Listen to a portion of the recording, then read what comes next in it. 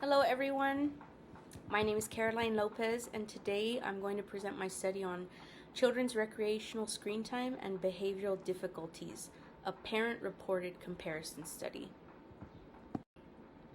I became very interested in this particular topic while working as a nanny during my undergraduate studies. It was really common to see children using tablets and phones during our outings to seemingly engaging places like parks, the zoo, museums. And I also noticed that parents frequently relied on screens to calm or even occupy their children when they were feeling maybe a bit overwhelmed. And so it's these experiences that made me curious about how recreational screen time may influence children's behavior and emotional development.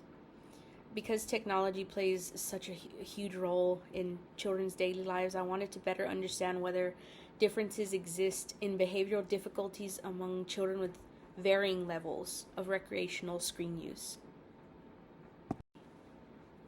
So, screen use has become a very common part of childhood and plays a very important role in many children's daily routines. Children use digital devices for so many different purposes. This can be for education, entertainment, or even communication. And so, research suggests that most children now have access to digital devices within their home, and researchers continue to investigate how screen use may influence different aspects of a child's development. Even though technology provides opportunities for learning and communication, parents frequently report both benefits and challenges associated with children's use of these digital devices. As a result, screen use continues to be an important area of study in child development research.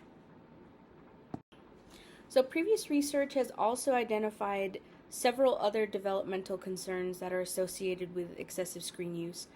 So, studies have reported associations between screen use and language delays, difficulties with executive functioning, and challenges related to both cognitive and socio-emotional development.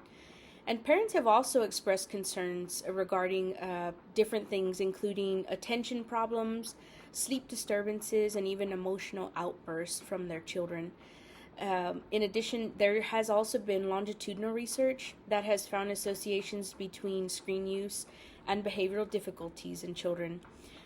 However, researchers emphasize that developmental outcomes may also depend on factors such as the context, the content, and the type of screen use, suggesting that screen use is still a complex issue that requires much further investigation. Previous research also suggests that parents play a very important role in shaping children's screen use habits. So many families establish screen time limits, monitor content, and engage in even co-viewing practices. Researchers have also found that parental beliefs and home routines may also influence children's screen use patterns. Even though parents frequently report concerns regarding behavioral and emotional changes associated with screen use, additional research is needed to better understand parent-reported behavioral difficulties associated with recreational screen use. And so this is the gap in the literature that it's going to help guide the development of the present study. Problem statement. Screen use has become increasingly common in children's daily lives, and researchers continue to investigate its effects on development. Previous studies have identified associations between screen use and a variety of behavioral, emotional, and developmental outcomes. Parents frequently report concerns related to attention difficulties, emotional regulation, and behavioral challenges. However, there's limited research has specifically examined whether parents report greater behavioral difficulties among children with higher levels of recreational use compared to children with lower levels of recreational use. Therefore, additional research is needed to better understand how differences in recreational screen use may be associated with differences in the child's behavioral outcomes. The purpose of this quantitative, non-experimental comparative study is to examine recreational screen time and behavioral difficulties in children ages 3 to 10. More specifically, the study will compare parent-reported behavioral difficulties between children who engage in more than 3 hours of recreational screen time daily and children who engage in less than 3 hours daily. Recreational screen activities include things like video games, streaming content, and any other entertainment-based device use. Data will be collected from the parents or caregivers regarding their child's recreational screen use and their behavioral patterns. And so these findings may contribute to a better understanding of how differences in recreational screen use are related to differences in children's behavioral outcomes. This study is significant because recreational screen use has become increasingly common in children's daily lives. Parents, educators, early childhood professors all continue to seek evidence-based guidance regarding healthy screen use practices. The findings from this study may help parents make informed decisions regarding recreational screen use and provide professionals with better understanding of the factors associated with behavioral difficulties. In addition, the study may contribute to the growing body of research on screen use and child development and help inform future recommendations, interventions, and even family education efforts that are designed to support children and families. This study will utilize a quantitative methodology and a non-experimental comparative research design. A quantitative approach was selected because the study seeks to collect numerical data regarding children's recreational screen use and parent-reported behavioral difficulties. The study is non-experimental because no variables will be manipulated or controlled by the researcher. Instead, existing screen use patterns and behaviors will be examined as they naturally occur in children's daily lives. A comparative design was chosen because the study seeks to compare parent-reported behavioral difficulties between two groups of children, those who engage in more than 3 hours of recreational screen time daily and those who engage in less than 3 hours daily. The data collected will be the data is going to be collected through parent surveys, allowing for behavioral outcomes to be compared in a real-world setting.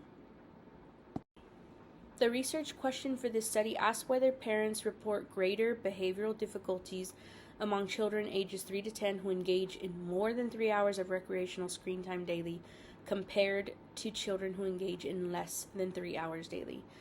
Recreational screen time refers to entertainment-based activities such as watching videos, streaming some type of content, playing video games. The null hypothesis here states that no statistically significant difference exists in parent-reported behavioral difficulties between the two groups.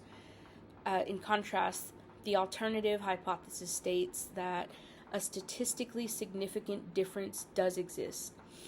These hypotheses will be evaluated using data collected through parent-reported surveys. The population of interest for this study is children between the ages of 3 and 10 who engage in recreational screen time. Since children in this age range may not be able to accurately report their own screen habits or behavioral patterns, parents and caregivers will serve as the study participants. They will be asked to report on their child's daily recreational screen use, and they'll also report any behavioral difficulties that they observe. The sample will include parents and caregivers recruited through online parent groups, child care centers, and community networks.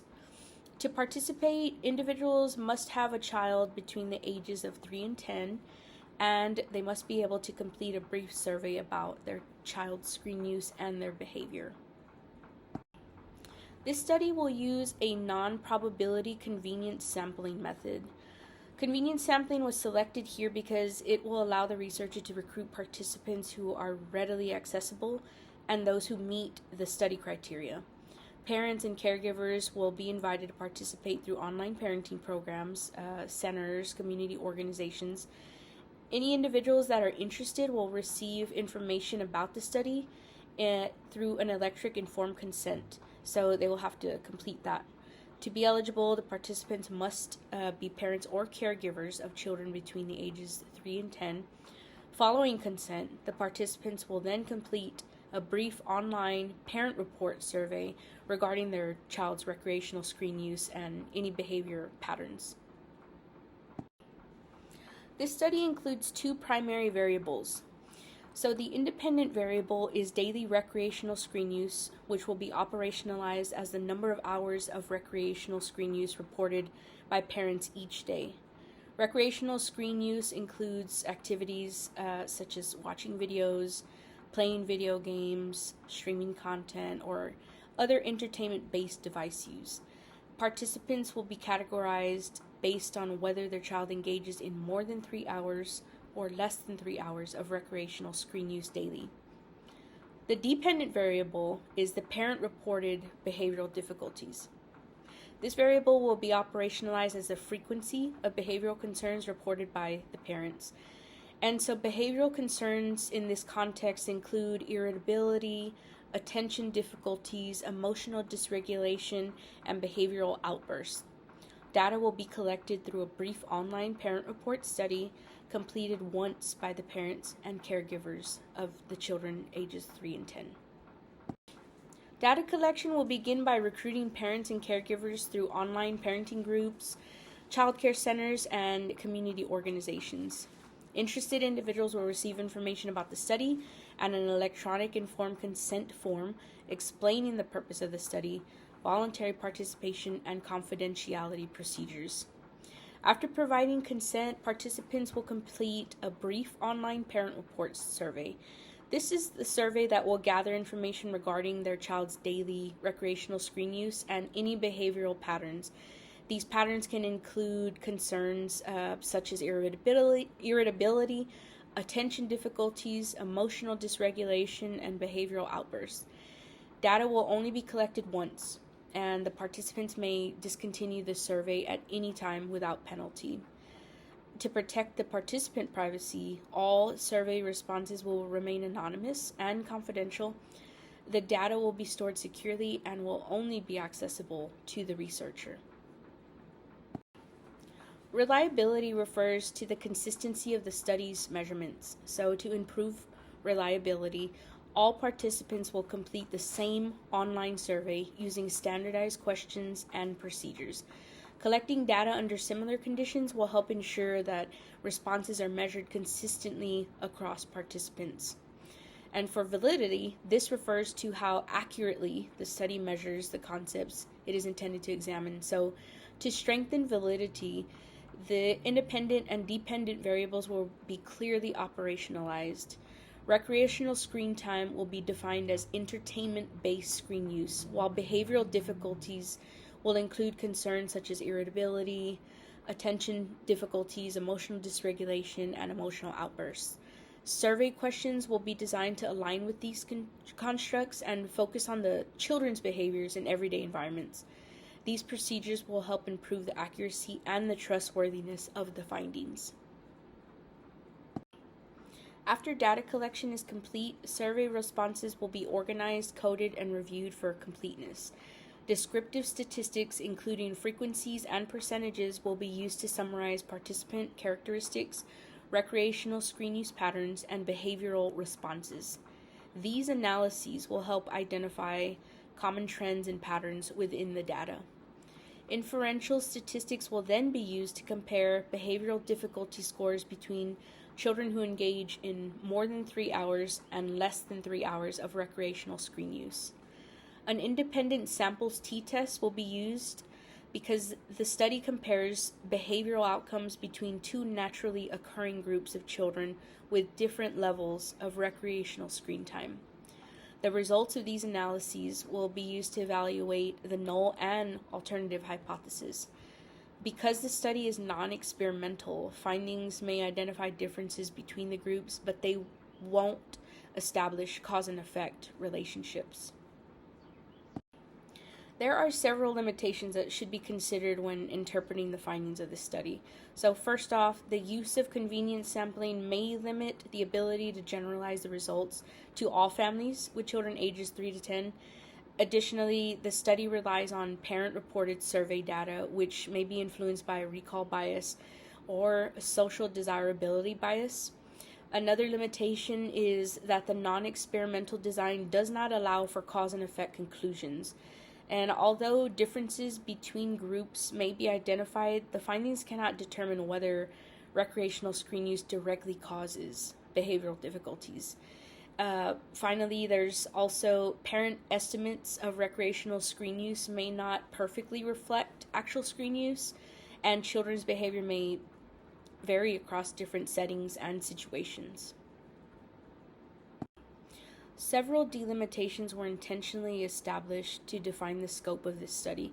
So first, the study focuses exclusively on children between the ages of 3 and 10, and information will be collected only from parents and caregivers. In addition, the study examines recreational screen use rather than educational or school-related screen activities. Behavioral difficulties will be assessed using parent-reported observations. Methodologically, the study utilizes a quantitative, non-experimental comparative design and collects data through a one-time online parent report survey. The study also focuses specifically on differences in behavioral difficulties among children with varying levels of recreational screen use, and it does not investigate other developmental outcomes. These delimitations were intentionally selected to maintain a focused and manageable study. The anticipated risks associated with this study are minimal. Some parents or caregivers may experience mild discomfort when answering questions about their child's recreational screen use or even behavioral difficulties. Reflecting on these topics may temporarily cause feelings of concern or guilt. There's also a minimal risk related to confidentiality. However, all survey responses will remain anonymous and confidential, and data will be securely stored. Participation in the study will be completely voluntary, and participants may discontinue the survey at any time without any penalty. Because this study involves only an anonymous online survey and does not include any intervention or manipulation, no physical, social, or legal risks are anticipated. This study has several important implications for the field of early intervention and child development. So first, the findings may really help parents make more informed decisions regarding recreational screen use and promote healthy screen time habits within the home. A greater understanding of behavioral difficulties may also support the early identification of potential concerns, and it may help professionals monitor factors that may influence children's development. The findings may also contribute to evidence-based recommendations to help guide future interventions and parent education efforts. As technology continues to play a very large role in children's lives, understanding how recreational screen use relates to behavioral outcomes may become increasingly important. Ultimately, this study may contribute to the growing body of research on screen time in general and child development and provide valuable information for families and professionals who support young children. Thank you.